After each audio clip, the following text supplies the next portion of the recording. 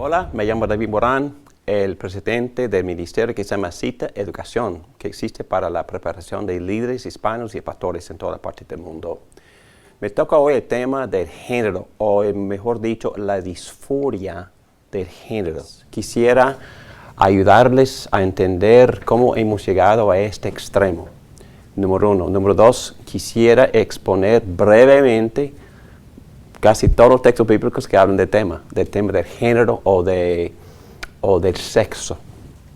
Y al final quisiera también sugerir algunas cosas de las cuales podremos usar cuando estamos armando la conversación con las personas que no estén de acuerdo con nosotros o con los mismos homosexuales o lesbianas, personas que ya han entrado en ese estilo de vida. Bueno, pero para su beneficio, si desean, pueden ir al website de citaedu.org y ahí está el curso por completo de hasta 8 o 10 horas de materiales, y le vamos a compartir también la carpeta de como 30 páginas acerca de este tema. Que Dios nos bendiga en este estudio. Muy bien, voy a tratar de dar un resumen. No sé si este material les importa, pero a mí sí. Porque me interesa mucho saber de dónde vino todo este pensamiento. ¿Empezó dónde? En el jardín de ¿Qué dijo Satanás a Eva? Serán abiertos vuestros ojos. Y serán como dioses. ¡Qué bueno! Nueva era, empezó ahí. Soy Dios. No estoy bromeando. Panteísmo empezó ahí. Monismo empezó ahí. Estas filosofías que dicen que no hay distinción entre Dios y lo que Dios ha creado. Panteísmo dice que no existe creación. Monismo dice que no existe Dios personal. Todo es lo que es material y todo es divino. Existe una sola realidad de energía.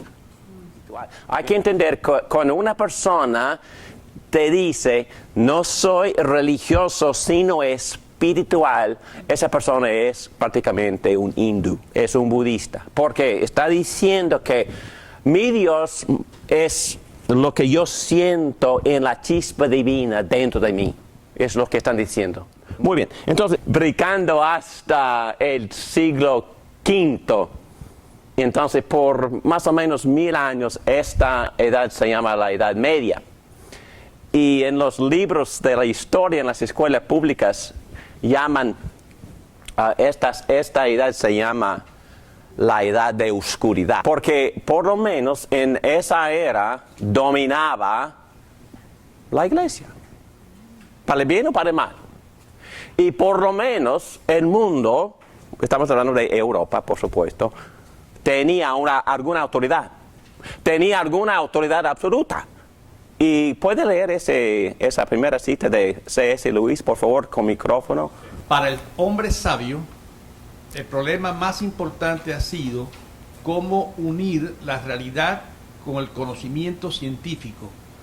Pero el verdadero problema es cómo someter este conocimiento a los deseos del hombre. Ok, en otras palabras, en esta era, si yo tengo un problema, yo consideraba que el problema existía en mí.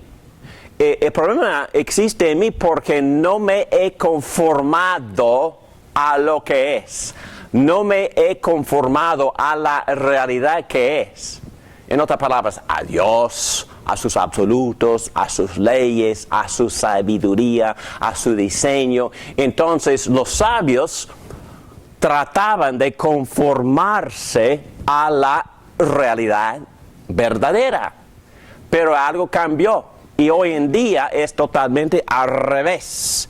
Si yo tengo un problema, yo asumo que el problema es ¿dónde? Afuera. El problema existe en la realidad, entre comillas, y mi reto, mi desafío es cambiar mi ámbito para que se conforme a mí. Es totalmente al revés. Y esto es exactamente lo que está pasando con los transgéneros. Entonces, tengo que cambiar la realidad externa Y también la realidad externa incluye también mi cuerpo. No obedezco mi cuerpo. Perdónenme, no obedezco a mis genitales tampoco. Eso queda en otra realidad que yo tengo que dominar y cambiar si es necesario para que se conforme a mis deseos, a mi yo auténtico. Okay. Eso es exactamente lo que esa persona se está diciendo, porque ya obedecí mi yo auténtico. Y después vino la Reforma, y con el mismo tiempo entre siglos XV y XVII, Renacimiento. Y había un movimiento prácticamente mundial de resistir la autoridad de la Iglesia, y la Reforma también resistía muchísimo la autoridad de la Iglesia, porque junto con la Reforma, el Renacimiento, empezaron a reinvestigar y apreciar de nuevo las culturas griegas y latinas de los siglos antes de Cristo y un poco después. Y luego, después, más o menos en el siglo XVIII, la era de iluminación. Entonces, hay que entender que en un sentido, el cristianismo produjo esto. Y produjo libertad verdadera, pero al mismo tiempo algunas personas ya libres dijeron, oh, bueno, ya podemos empezar a pensar por nosotros mismos. Entonces esta era también se llama la era de la razón. Y lo que pasó es que la razón empezó a dominar el pensar de la gente. Entonces, lo más importante es razonar, es obedecer la lógica del pensar humano. Entonces, esta era, ellos empezaron a razonar separados de la revelación de Dios. Y voy a ir muy rápido ahora porque ustedes conocen este nombre, Nietzsche, ¿verdad? Nietzsche es famoso por este refrán, Dios está muerto. Sí. Nietzsche no era mala persona, no era ateo, él estaba nada más compartiendo sus observaciones. Él estaba observando que la sociedad del mundo ya había ido muy, muy lejos de la revelación de Dios. Pero entendemos cuando él dijo no hay grandes ideas, que no hay absolutos. Pero era correcto lo que él observó. No había absolutos, porque cada quien pensaba según su propio razonamiento. Y por supuesto, estamos llegando al existencialismo. Empezamos en todas las culturas de nuestra civilización decir cosas como yo defino mi propia realidad. Hasta no hay absolutos, todo es relativo. Entonces brotó lo que se llama relativismo, que cada quien decide su propia moralidad. Y estamos llegando, ¿verdad? Estamos llegando a este gran problema. Cuando Marx introdujo sus pensamientos del instinto de manada, y luego este sociólogo Berger en inglés, él tomando este concepto de Nietzsche, entonces si una persona como individuo quiere tener influencia en la sociedad, en las masas, entonces necesita poder. Poder para poder imponer sus propias ideas, pero Berger dijo que la forma o la manera en imponer mis ideas es por lo que él llamaba plausibilidad. ¿Saben lo que es plausibilidad? Lo que es creíble. Entonces hay que influir o influenciar en la sociedad con imágenes atractivas y creíbles. Y es exactamente, hay muchos ejemplos en nuestra cultura. Bruce Jenner es quizás el ejemplo número uno. El atleta que ganó el decathlon, campeón en las Olimpiadas, hombre bastante macho, mi héroe, en serio, mi héroe. Ahora es mujer. Y entonces la prensa expresa muchísima simpatía. Y lo que está pasando es que toda la sociedad está pensando, sí. La conclusión es que Bueno, el pobre tiene derecho de establecer su identidad auténtica, ¿verdad? Y todo el mundo, qué bueno, qué bueno. Entonces ya llegó a ser héroe. Entonces hay que entender hasta qué extremo ya hemos llegado. Bueno, la influencia de la nueva era que hemos estado gozando por ya muchas décadas, que es una mezcla de ideas de monismo y gnosticismo. A ver, vamos, número 7. El gnosticismo es el resultado de la filosofía platónica que considera dos planos de la realidad. Un plano inferior donde se ubica al espacio, tiempo y materia, y un plano superior donde se ubica lo espiritual. Gnosis es conocimiento. Cada individuo tiene que encontrarse dentro de sí mismo. Este gnosis o sabiduría secreta es esencialmente el yo auténtico. Entonces, estamos hablando de los deseos, de los sentimientos. Lo que dice prácticamente la nueva era y gnosticismo es que para poder salvarme, para poder vivir disfrutando la vida, para poder florecer humanamente, tengo que encontrarme. Pero en este caso, ¿para dónde vamos? Vamos para adentro, para examinar mis deseos más profundos. Estos deseos más profundos es mi yo auténtico, es mi gnosis, es mi sabiduría. Ponerme en contacto con esto que existe dentro de mí. Estoy adorándome a mí mismo. Estoy adorando a mis deseos. Bíblicamente hablando, hay un problema porque los deseos también pueden ser codicias pecaminosas. ¿Okay? Pueden ser deseos muy distorsionados por el pecado. Entonces, no puedo solo confiar en mis deseos. Pero, David Morán, por favor, que tengas mucho cuidado, porque mis deseos también son importantísimos. Muy importantes. Porque, en primer lugar, el Espíritu Santo, cuando me guía a conocer a Cristo, obra primariamente en mis deseos. Inflama mis deseos. Me da pasión. ¿Para quién? Para Él. Para Él, para Dios. Entonces, no estoy menospreciando los deseos, pero estoy diciendo que es imposible confiar únicamente en mis deseos como si fueran dioses. Es lo que gnosticismo enseña. Según la cosmovisión gnóstica, el mundo material es malo, feo y deforme. Como resultado, todas las decisiones naturales que existen en el mundo, por ejemplo, la diferencia entre varón y hembra, o la noción de que hay un orden natural, es otra cosa que rechazan por completo. No hay orden natural. Nosotros como cristianos sí creemos que hay un orden natural. ¿Establecido dónde? En Génesis. Y desde el principio, en capítulo 1 de Génesis, Dios creó al hombre a su imagen, varón y hembra. Orden natural, si existe. Ellos niegan por completo que exista un orden natural. Natural en el área de las relaciones sexuales humanas es ilusoria, decepcionante. En otras palabras, el mundo externo, la sociedad, la religión y aún mi propio cuerpo es irrelevante y hasta una frustración.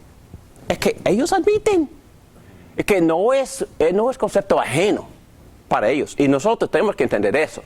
No existe un Dios personal para eso. No existe, un Dios personal para LGBTQ. Porque todo tiene que ver con lo que yo me encuentro en mi yo auténtico. En mis sentimientos, en mis deseos. Son infalibles. Son divinos. Y tengo que arrodillarme ante mis deseos. Y si no expreso mis deseos, soy cobarde. Y si expreso mis deseos, soy héroe, campeón. Entonces ustedes pueden ver en las noticias, tanto la prensa aplaude, ¿verdad?, a las personas que se expresan así. En todas estas categorías. Ya estamos ahí, hermanos. Ya estamos ahí en nuestra sociedad. Ahora vamos a examinar algunos pasajes bíblicos que son claves para poner la base para que nosotros entendiéramos la teología del género. Voy a pasar mucho tiempo en Génesis porque ahí empieza todo. Y muy poco tiempo en otros textos. Y otra vez las exposiciones más amplias se ven en el website. Muy bien, en Génesis dice, y voy a leer solo un pedacito de los textos para ahorrar tiempo, pero ustedes están bien familiarizados con los textos. Aquí dice, le sacó una costilla y le cerró la herida. De la costilla que le había quitado al hombre, Dios el Señor hizo una mujer y se la presentó al hombre, el cual exclamó, esta es hueso de mis huesos y carne de mi carne. Se llamará mujer, porque del hombre fue sacada. Bueno, aquí vemos varias cosas. Vemos la manera en que Dios creó los dos sexos, los dos géneros. Vemos también la reunión o la unión de los dos en una relación de complementariedad. Y también vemos más adelante la necesidad o uno de los propósitos de la procreación. Bueno, primero, la manera en que la mujer fue creada indica que ella es el complemento diseñado por Dios para el hombre. Lo que hace la mujer particular o única es que ella es como el hombre o parecida al hombre y a la vez distinta. Ella es exactamente lo que el hombre necesita, una ayuda idónea, igual al hombre, pero también su opuesto. En el versículo 24 del mismo capítulo 2 de Génesis, comienza con la palabra por eso, conectando la intimidad de una sola carne con la complementariedad de una mujer que fue sacada del hombre.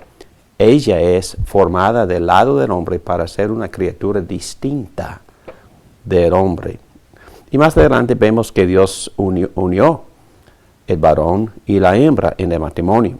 El varón y la hembra pueden llegar a ser una sola carne porque su unión no es simplemente una unión, sino una reunión.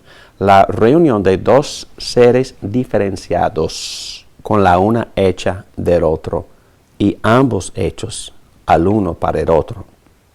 En tercer lugar, vemos aquí en este pasaje más adelante que uno de los propósitos es la procreación y eso también se enfatiza en Malaquías 2:15, donde Dios dice que la razón por la cual él aborrece el divorcio es porque él busca descendencia dada por Dios. Bueno, entonces, lo que vemos aquí en ninguno de esos aspectos, hablando de propósito para el cual Dios creó dos géneros, el homosexual es que no cabe dentro de ninguno de estos propósitos. El otro texto, varios textos en el Nuevo Testamento, Jesucristo repite estas mismas palabras de Génesis en Mateo 19 y en Marcos 10. Y lo que Jesús enseña con claridad es que el sexo se disfruta en el contexto del matrimonio monógamo, solamente entre dos personas, un hombre y una mujer, que viven en una relación complementaria y diferenciada. El matrimonio es así, monógamo, complementario, exclusivo, de dos sexos distintos que dependen el uno del otro basado en el orden de la creación, la manera de la creación de ambos sexos y el propósito para el cual Dios creó ambos sexos. Otra vez, las relaciones homosexuales no caben dentro de ninguno de estos factores o enseñanzas bíblicas. El apóstol Pablo también enfatiza todo esto en 1 Corintios 11 y es un texto bastante completo y amplio. No tengo tiempo para meternos en ese texto, pero en ese texto vemos también que la relación entre el hombre y la mujer dentro del matrimonio también es una analogía en un sentido de la Trinidad, de la relación entre padre e hijo, donde hay dos personas distintas en unión. Y también vemos aquí que más adelante que es una analogía o metáfora que explica la relación entre Cristo y la iglesia, y más adelante también ilustra o señala la unión entre el nuevo cielo y la nueva tierra en la consumación de nuestra redención. Bueno, y por supuesto, el texto bastante conocido de Efesios dice, otra vez repitiendo el pasaje en Génesis, dice: por eso dejará el hombre a su padre y su madre, y se unirá a su esposa, y los dos llegarán a ser un solo cuerpo. Esto es un misterio profundo. Yo me refiero a Cristo y la iglesia. Y también lo mismo en Apocalipsis, capítulo 19 y capítulo 21. Dice que dichosos los que han sido convidados a la cena de las bodas del Cordero. Estas son las palabras verdaderas de Dios. Y en 21, versículo 10, dice: voy a presentar a la novia, la esposa del Cordero. Me llevo en espíritu a una montaña grande, elevada, y me mostró la ciudad santa, Jerusalén, que bajaba del cielo, procedente de Dios. Bueno, el matrimonio complementario ilustra las dos uniones: el cielo con la tierra, Jesucristo con su iglesia. Y si el matrimonio no es complementario, con dos sexos distintos, varón y hembra, la metáfora no tiene ningún sentido.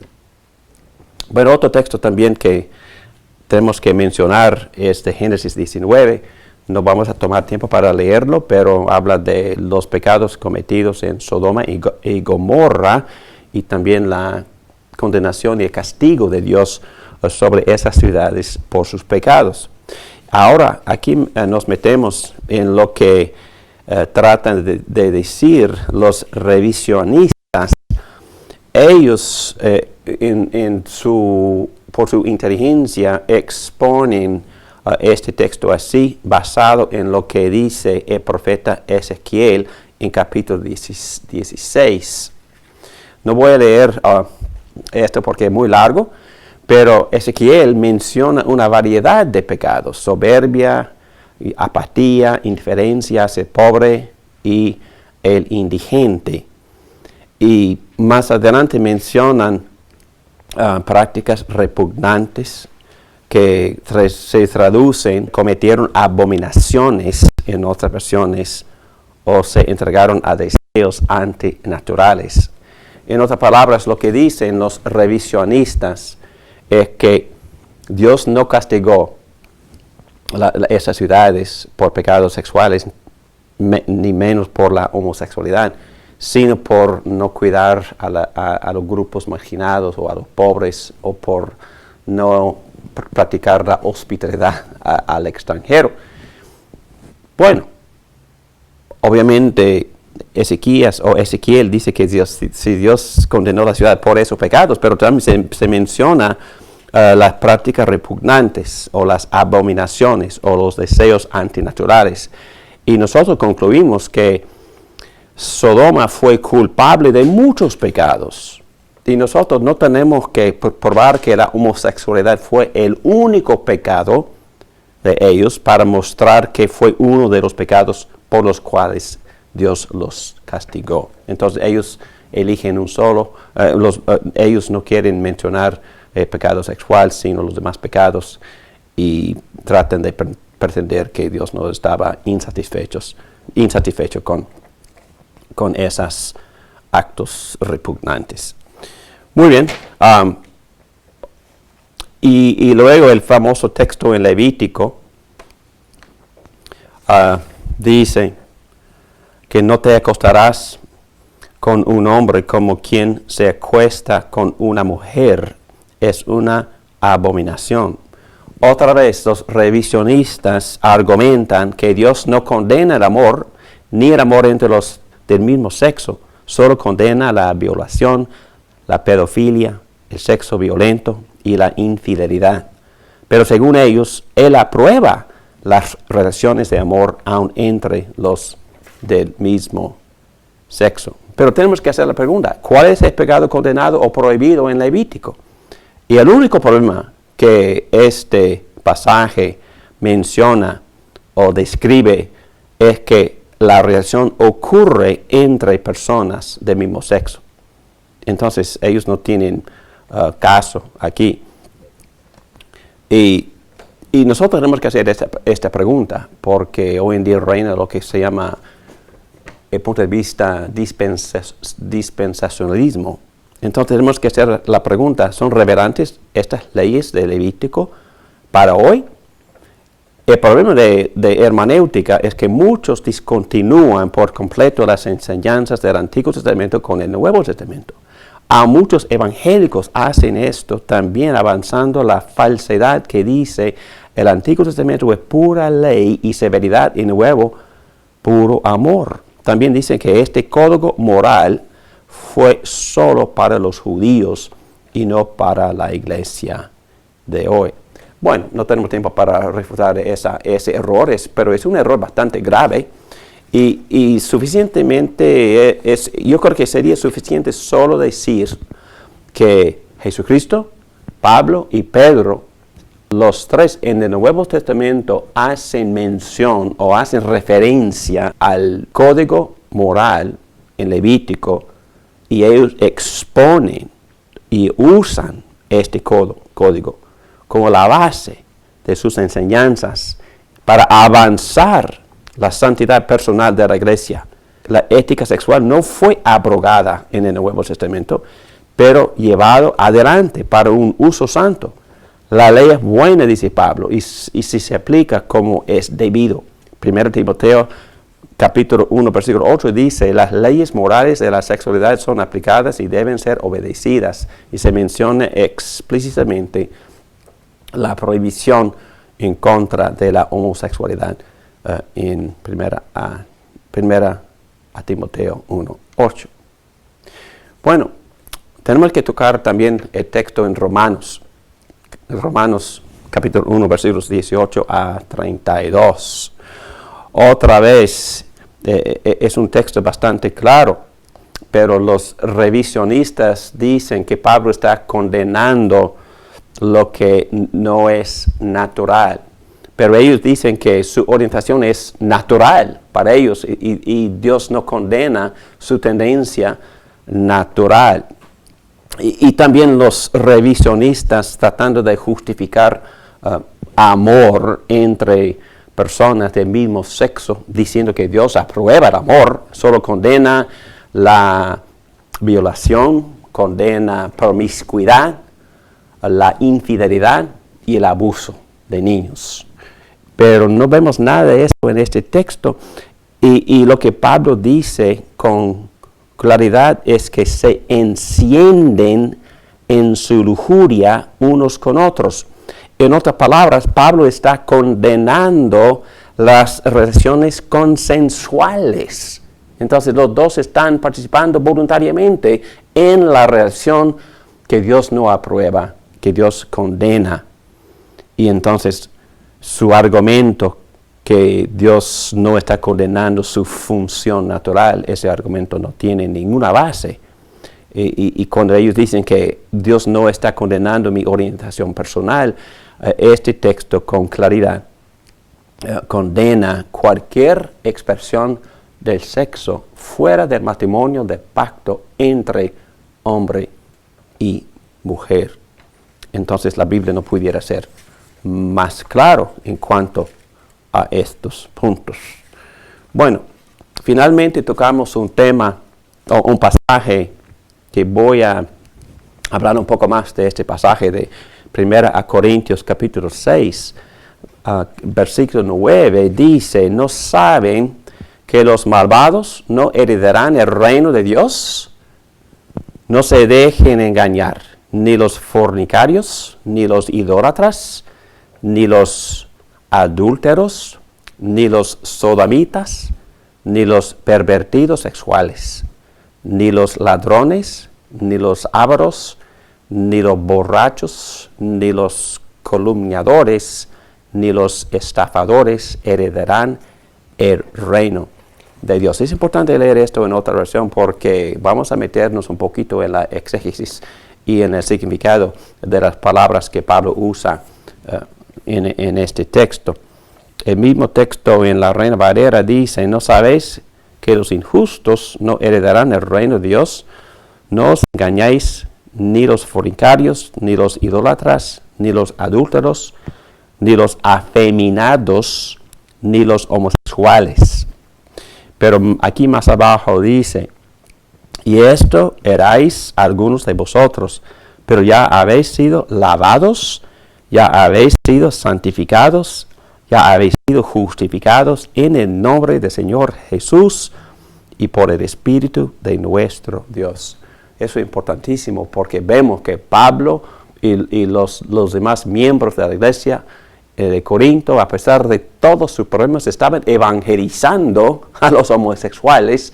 Y Pablo dice que algunos de ellos habían sido lavados, santificados y justificados. Es decir, por sus esfuerzos evangelísticos, varios de los homosexuales en esa gran ciudad se habían arrepentido de ese pecado, de ese estilo de vida, y habían sido aceptados como pecadores arrepentidos, pero aceptados y bautizados, lavados, justificados en la iglesia en Corinto. Entonces, sobre todo, vemos que es un texto bastante lleno de gracia. Pero también es un pasaje controversial, porque otra vez los eruditos, supuestos eruditos, revisionistas que tratan de defender el estilo de vida de los homosexuales, diciendo que Dios aprueba el amor entre personas del mismo sexo, pero solo condena. Y ellos dicen que ellos toman estas palabras, y voy a meterme un poquito en las definiciones. Pablo en griego usa dos palabras. Pablo, cuando está condenando las prácticas de los homosexuales, usa la palabra arse koitai y la palabra malakoi. Y entendemos que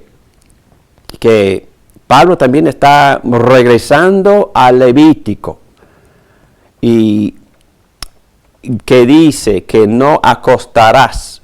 Y aquí vemos la palabra koite. Entonces dice que no acostarás koite con un hombre, arsen. Arsen es hombre en hebreo. Como quien se acuesta con una mujer. Pablo combinó las dos palabras en esta palabra arseno koitai, y que se traduce homosexual. Dicen que significa arsen hombre, que koitai, vemos la palabra coito, con arsen, hombres se van a la cama literalmente, con hombres, es lo que Pablo está condenando. Entonces, los revisionistas ven que también Pablo usa la palabra malakoi, que aquí se traduce en la Reina Valera afeminados, que es una muy buena traducción, porque Pablo con toda la fuerza de su tinta, de su lapicero, está condenando cualquier práctica, está condenando el concepto de homosexualidad en general, pero también está condenando a los que están cultivando la tendencia hacia ese estilo de vida por la traducción de la palabra afeminados. Pero los revisionistas, para tratar de justificar su estilo de vida, o es decir, otra vez amor entre dos personas del mismo sexo, ellos dicen que Dios no condena el amor, Dios aprueba el amor. Lo que Pablo está condenando, según ellos, es el hombre que usa prostitutos. Y está condenando también el prostituto, porque esta palabra afeminado, algunos ven ahí el muchacho pasivo, prostituto. Y entonces Pablo está condenando la prostitución, Pablo está condenando la promiscuidad, Pablo está condenando el abuso de niños. Y no está condenando, según ellos, el amor entre dos personas del mismo sexo. Imposible. Es una distorsión por completo de lo que Pablo está diciendo. Y Pablo enfáticamente usa dos palabras fuertes, palabras que describen dos clases de comportamiento, homosexualidad y hombres que pretenden ser mujeres o hombres con características que tienden hacia el sexo femenino. Y Pablo está poniendo la base del género. No, el género, hombre es hombre, mujer es mujer. Y lo que Dios bendice es la relación sexual entre hombre y mujer. Y los argumentos de los revisionistas no tienen base ninguna. En primer lugar, su argumento está basado en silencio. No hay ninguna evidencia en ninguna literatura antigua de la Biblia o extrabíblica que existía ese tipo de relación, el amor homosexual bendecido por los apóstoles o bendecido por Dios. No existe ninguna evidencia de eso. Número 2, Pablo usa la palabra arsenkoitai en 1 Timoteo, capítulo 1, versículo 10, 11, 8 a 10. Y él usa esa palabra así solo, diciendo que la ley es para condenar a los adúlteros y a los homosexuales. Ya, claro y enfático. Y número 3, Tim Bailey, en su libro La gracia de la vergüenza, The Grace of Shame, él dice que el texto está condenando, sí, a los homosexuales, pero también a los afeminados. Dice él que el texto fue traducido así por siglos, y es decir, porque las versiones más antiguas traducen esa palabra afeminados. Pero para terminar con punto positivo, lo que nos anima mucho de este pasaje es que muchos de los miembros de la iglesia en Corinto se habían arrepentido de todos sus pecados en la lista. Habían sido perdonados, santificados y justificados. La gracia de Dios es poderosa y misericordiosa. Que Dios nos bendiga, llenando nuestras iglesias con este tipo de arrepentimiento y con este tipo de converso. Para terminar, es importante que hablemos un poquito de cómo hablar con una persona que ya se ha metido en este estilo de vida pecaminoso. Y primero que nada, vamos a empezar con lo que Jesús nos enseña con claridad. Vamos a empezar con amar al prójimo y no empezar con el pecado particular de la persona, porque nosotros como heterosexuales también tenemos pecados particulares. Entonces vamos a empezar con amar a la persona, amar al prójimo, amar a esa persona como amaríamos a cualquier otra persona. Y hablando de mi vida personal, no me considero experto en nada de estas cosas. Pero en mis círculos hay bastantes, no muchas, pero varias lesbianas que yo veo con frecuencia, están en mi vida social. Y también hay hombres homosexuales que yo veo muy a menudo en cenas en mi vecindario, en fiestas, en la calle, conversamos constantemente, hasta en la piscina. Entonces mis oraciones son: ayúdame, Dios, a amar a mi prójimo. Por favor, Dios, dame una oportunidad de hablar de tu amor con cualquier prójimo, no importando su orientación sexual. Y número 2, empezaríamos con humildad. Es que si empezamos pensando que esa persona tiene un pecado bastante grave, hay que recordar que Jesús habló muchísimo más de la avaricia de lo que él habló de cualquier tipo de pecado sexual. Habló mucho más de la arrogancia de ser fariseo, de tener lo que se llama autojusticia. Entonces el pecado que en verdad no previene que conozcamos a Dios es este orgullo, pensando que somos buenos. Entonces, no, por favor. El apóstol Pablo confesó que él era el número 1 entre los pecadores, pero mintió porque está bimoral. Entonces hay que empezar ahí.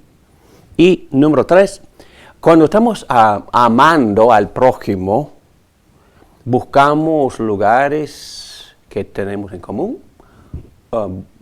buscamos intereses que tenemos en común. Por ejemplo, estoy hablando ahora de mis experiencias. Si esa persona practica una vida de una orientación distinta, que no sea bíblica, es que me meto en la política, me meto en el deporte, me meto en lo académico, porque estamos buscando temas que tenemos en común y conversamos. Y en verdad pasamos mucho tiempo juntos estableciendo ¿qué? Contacto social, afinidad, siendo confortables en esta relación. Entonces la persona tiene que entender que la amo antes de escuchar cualquier regañada acerca de su estilo de vida. Entonces probablemente nunca vamos a llegar ahí. Entonces otro concepto es que yo he tratado de practicar es que cómo tratamos a nuestros amigos que son pareja homosexual. Así como tratamos a nuestros amigos que son pareja heterosexual, pero están viviendo pecado. Exactamente lo mismo. ¿Invitaríamos a las dos parejas a mi casa para cenar? Claro que sí. Pero no las invito para compartir la cama en la recámara. Es otra cosa, porque yo tenía hijos y también tengo que en mi casa también no es para eso. Entonces hay fronteras que uno tiene que honrar. Entonces trato de no distinguir entre categorías.